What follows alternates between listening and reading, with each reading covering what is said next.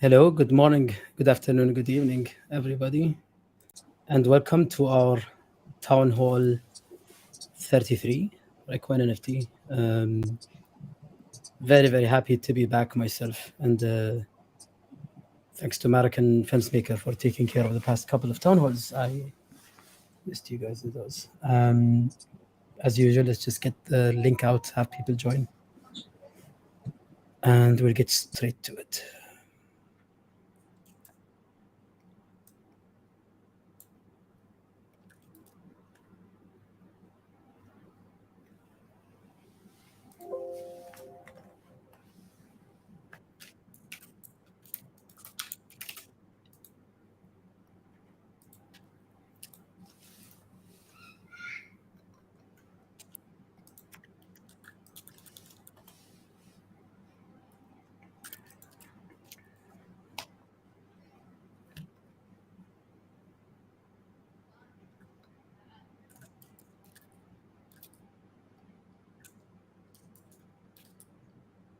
Hi, Craig.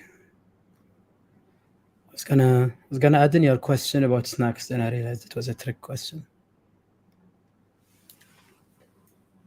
It's in the AMA section of Discord, though, if anyone's curious. If you're all having a great Sunday.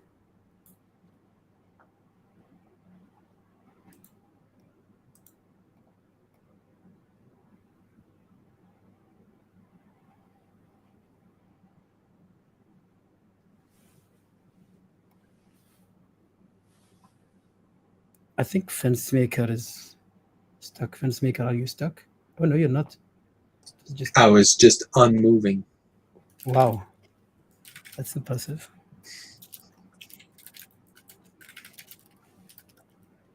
Hi, Tomo. It's been a while.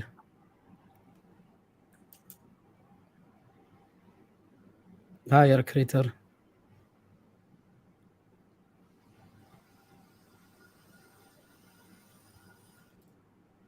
Yeah, Japan was great. I think it was a well-needed break, even though it was not planned as such for me. I took the kids actually out for summer vacation, and it's been a while actually since after COVID. We did have one short summer vacation, I think last year, but it wasn't, I think, as elaborate. Japan was much better. I really enjoyed it, and I hope also my kids had a lot of good memories made there, as myself. Hi, Escobar. Hi, George Sclav. Hi, Troy. Good to see you guys around. And yeah, I think it's always inspiring when people can afford to take breaks. It's always inspiring and helps when people then go back to what they're usually working on. I think it was very helpful there. Big shout out to everyone who continued to work during my break there. And I know Fensmaker has been extremely busy these past weeks. He has a lot on his shoulders.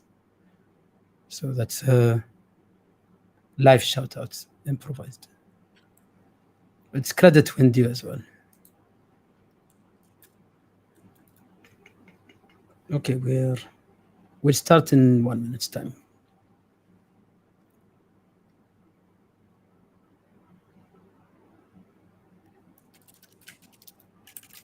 Quick audio check with Marek. Marek, are you good? Yep. Okay. Oh, here. Just I'm making here. sure. Hi, everyone. Sorry, I will be off camera today, but I'm still here. Surviving. Just making sure. With unmoving Nick, it gets very confusing. Hi, Foxel Stevens. Hi, Lam. You have to catch up for us doing all the work the last 2 times. So now we'll be. Oh yeah. Okay, you guys can relax then. If you want to leave, you can leave. I'll do all the talking. I'm happy to be here, but yeah. You guys had the fortress. I appreciate you guys. All right, let's jump straight into it. I will do a little bit of an improvised macro, very quick, let's say, talk. Also because I didn't tune to the past few, but I basically came back and I was pleasantly surprised with the amount of progress. We've been telling everyone about hopefully summer racing release.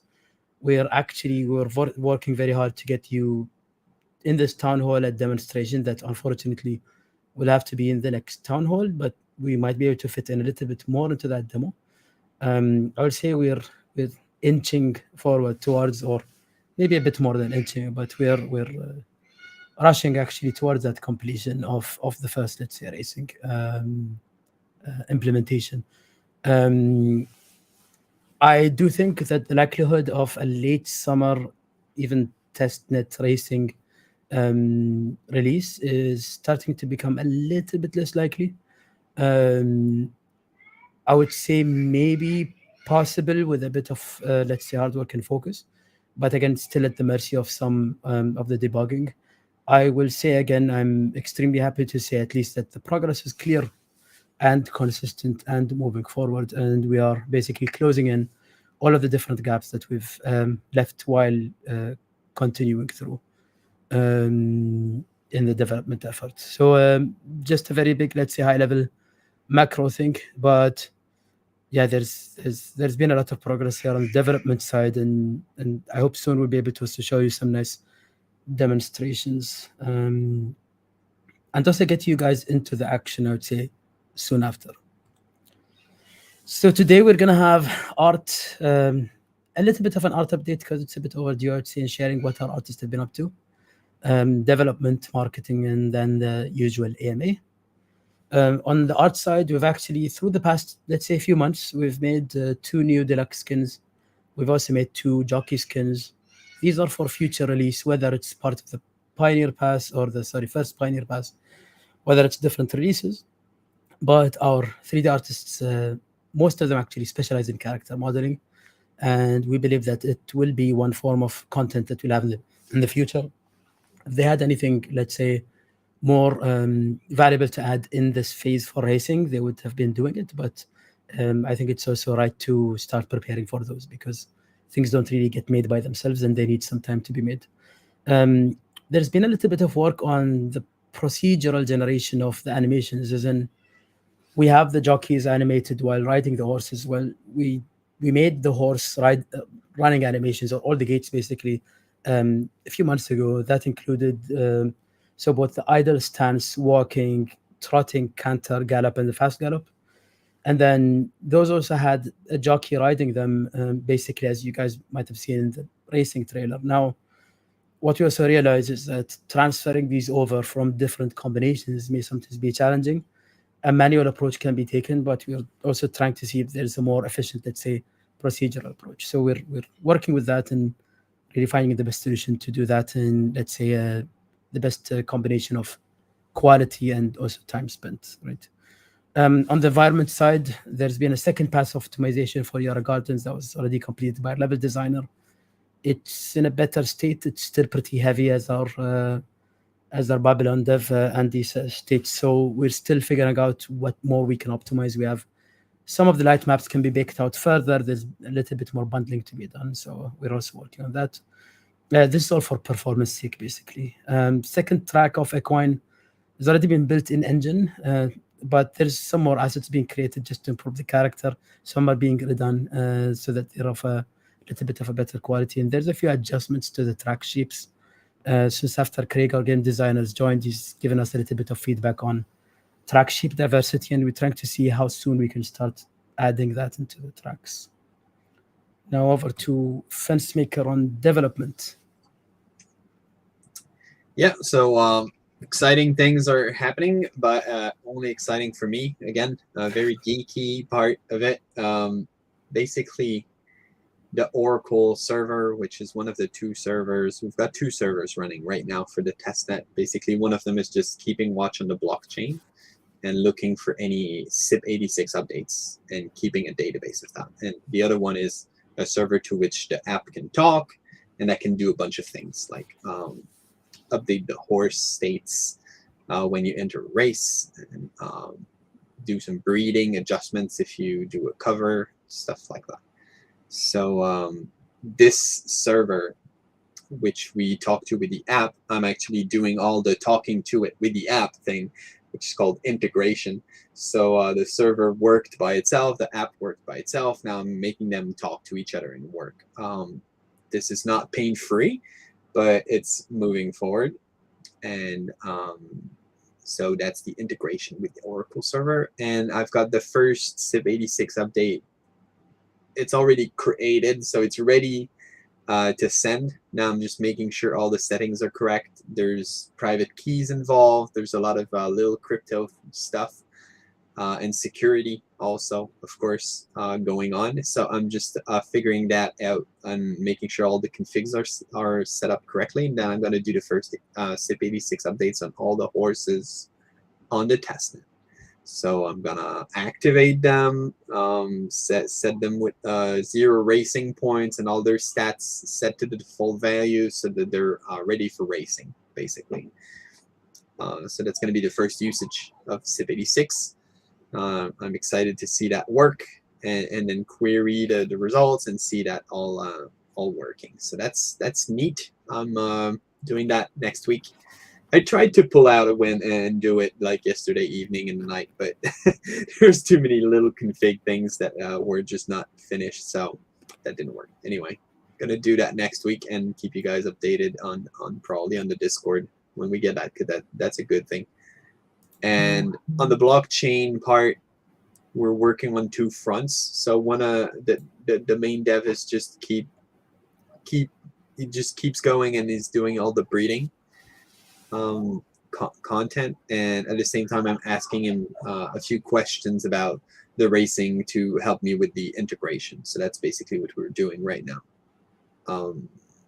The last possible case of the smart contract was done with the deposit recovery, where if for any reason a race got canceled completely, you can get back your money, right? Which is, it was already done in the smart contract, but now you can actually do that through the app and get back your money.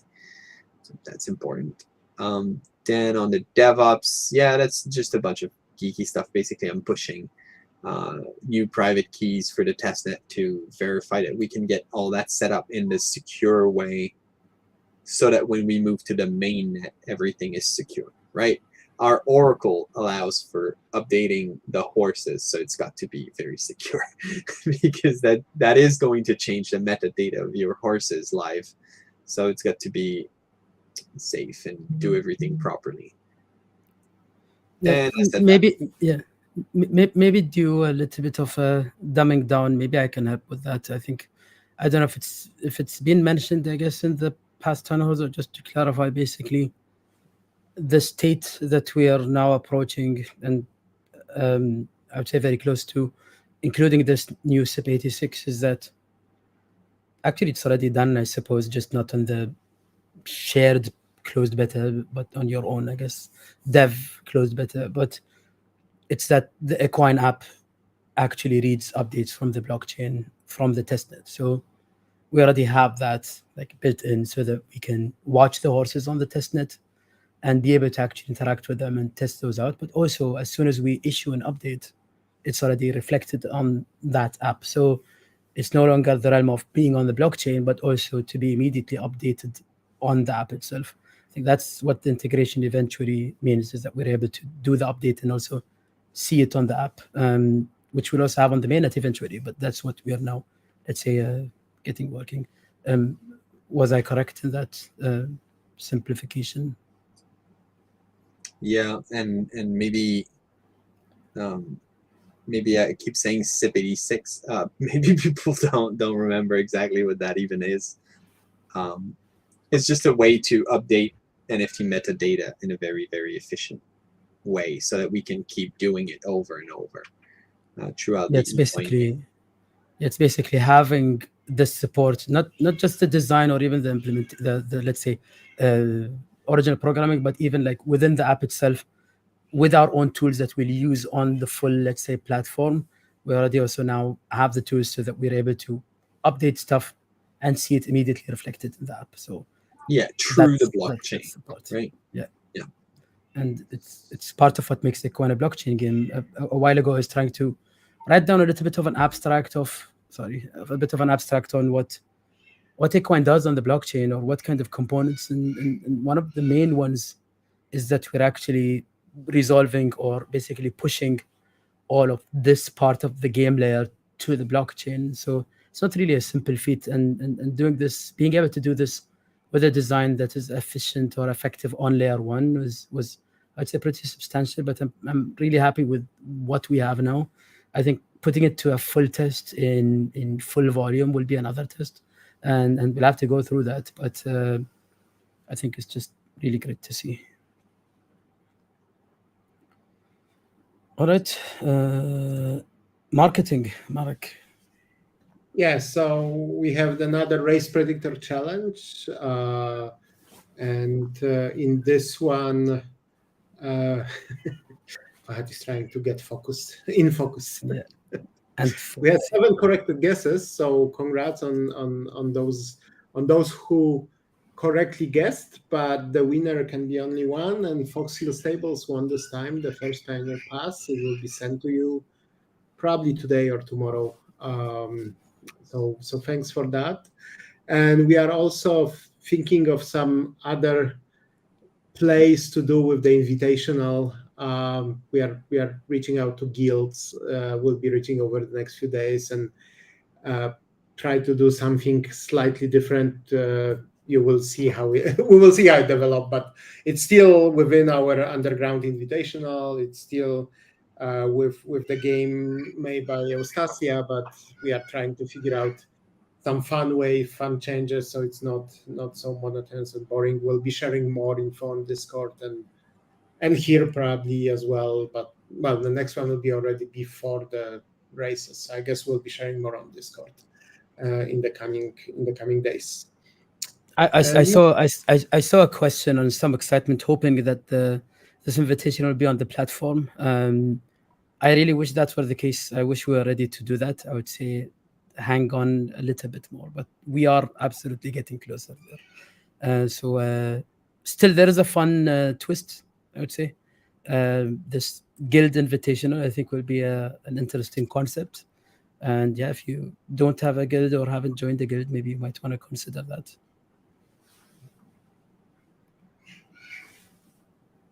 Cool. I think that's it. We can move to MEA.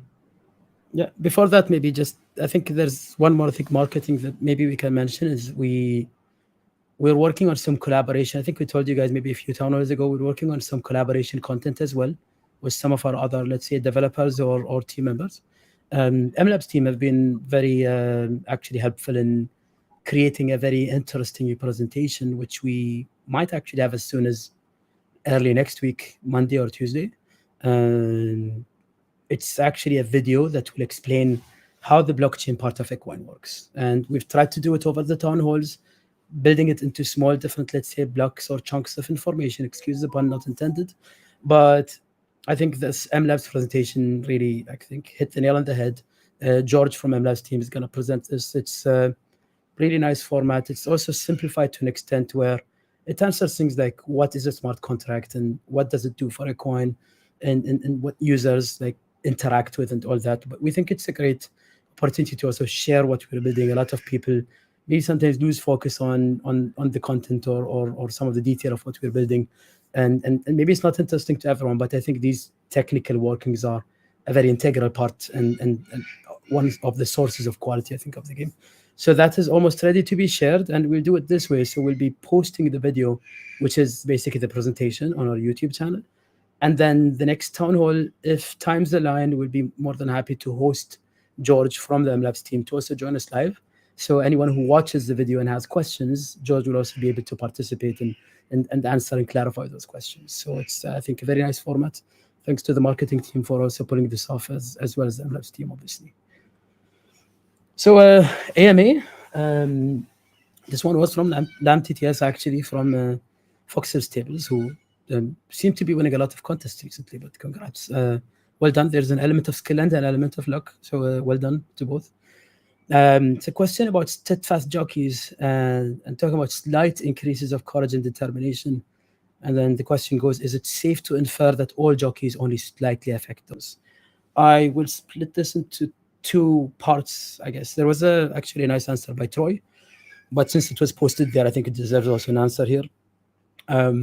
One, I suppose the word slightly that comes into that article comes from the differentiation between jockeys that only affect one, let's say, stat versus those that affect two stats. And that's where we use the word slightly to differentiate, because those that only affect one stat will have a slightly more significant effect, whereas those who affect two stats will slightly increase the two stats. So that magnitude is split between the two. I think that is the main source.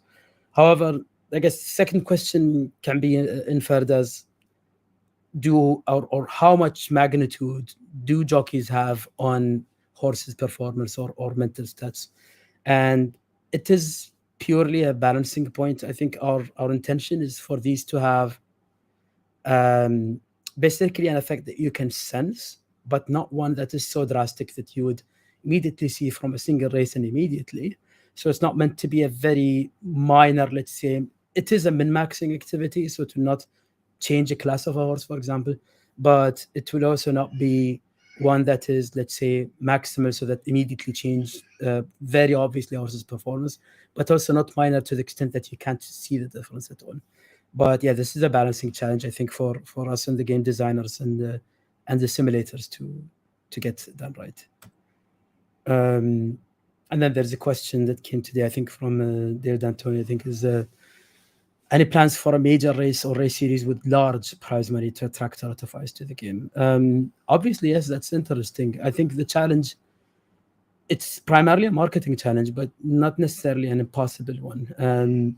Entry fees higher, level of horse handicap needed, but then an announcement of a race with a huge ADA prize would bring attention to space. Absolutely. I think there's a bunch of approaches here. I saw Eric Crate already answered with also a suggestion of sponsorship solving this issue, and absolutely sponsorships could bring eyes to the game in a way where it's win-win, because there's obviously a lot of cross community happening here, and then any project that does sponsor a larger race will also get the marketing value of this basically carrying over. Also, our own events will as I think we've shared already earlier, but basically the way that the race fee structure is, it also allows us to host some feature races. Some will be more minor, some will be very large Group 1 races, and the prizes were also kind of matched to an extent. And yeah, some of it will be the entry fee, but some of it also will come from a pot from the equine team. So I guess to answer questions, yes, we're definitely interested in that. It will always depend on opportunities, which means what we can afford to sponsor ourselves or what we get as a sponsor from external parties. Let me see if I have questions from chat. I see David saying hi, David. Thanks for the greeting. If we have any other questions, this was the wheel of names. I see there's 7 qualifiers. Fox's table got this. So there was a question from Tomo saying, do you plan to give early access to some Cardano influencers to try and bring more eyes? Sorry if I've asked this before. I think you have access at least in chat, but there's nothing wrong with that, except I would say early access, if I had a choice to give out, I'd actually maybe prioritize the community members who have been active for a while to the extent possible. Obviously, there's a range. There's closed beta, which needs to be, I guess, minimal for sake of quality control. But then if I could do the second stage, I would rather actually first pull from the community even before influencers. And then I would say this is a marketing question before anything, but the biggest thing is how much value do we get from that exposure and what's the right timing for it? I would say we also have a lot of friends from the space who have pretty good, let's say, reach, whether they are YouTubers, whether they're content creators or members of the ecosystem.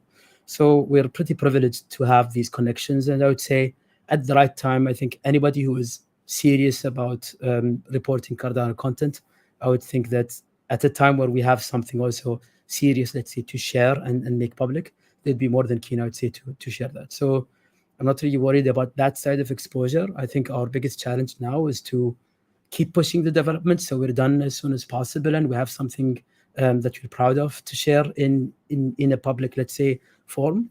That is actually our biggest challenge. And as soon as that's done, or even before that, the planning is already going through.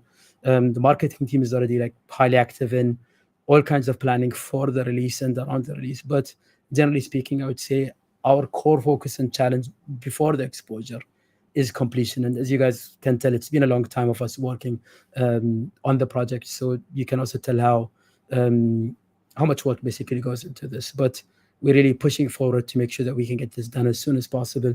We want to get on the ground and start running with the project already, let's say, in a good public shape, let's say, in a release form. Another, I guess, also macro comment, you guys know about us originally and actually continuing to break down the work into 3 sections: the 3D viewer, or basically the Babylon 3D viewer, the app or the website, and the DApp or the blockchain part. So we were done with the website a long time ago, as you guys have already seen. At least in its current form, there's still a bit of tweaking. The blockchain part, I'm happy to share that we're approaching a finish off. So we're very close, actually. We're probably around a month away from finishing the blockchain part, including, let's say, testing and stuff. I'm sorry for saying a date, guys, but this is kind of a scope of what we expect. Maybe there's still a bit more here and there. The 3D viewer work is still going on. There are a few things on the animation side, a few things on the rendering side that will need a little bit of TLC, but that's kind of the status, and we're trying to make basically 3D viewer catch up with everything else. And as soon as those are in that form, we'll be able to basically release mainnet version as well. But we're trying to basically be as efficient as possible with all these phases so that we don't really waste any time waiting between one and the other. The question from Tomo: will any of the Equine team be attending CNFTCon this year? I would say as of now, the plans are not firm yet. We're not absolutely sure about our ability to attend CNFTCon this year, or it has a different name. I forgot the name. Was it LV, I think? But yeah, there's no confirmation. I would say we're still actually ironing out a few more details, but we're also prioritizing really focus on development. While we do think exposure at these events is important, we also want to make sure we don't really, let's say, prioritize this over the development effort. Yeah, NFTX LV. So for now, it's not really confirmed. Some members of the team might be visiting on a personal level. We might have some presence, let's say, moderate presence, but I would say it's unlikely that we'll have a major, let's say, big-sized booth like the one we had last year. I think that's probably out of the picture for this year. But we hope to be able to at least network and attend to a certain extent. So, yeah, thanks to everyone who tuned in. I appreciate everyone's presence and continued support. We're really glad to have you share the journey with us, and we appreciate everyone's genuine attention and also interest in the project as it continues. And yeah, we look forward to sharing more exciting things. I think the next town hall will have some more tangible things. Look out for the blockchain presentation that's going to come out early next week, actually. We appreciate everyone's sharing that in advance. We'll ask you guys support in sharing that, because I think it's great that everyone knows what's being built and what's being built for Equine, and some of which will also, I guess, a lot of these concepts will carry to other interested projects. And yeah, as always, thanks for attending this town hall. I appreciate everyone. Thanks, First Speaker Mark, for joining this presentation. I appreciate you all. And this is Fahad Oken signing out. Thank you, everyone. Thank you, everyone.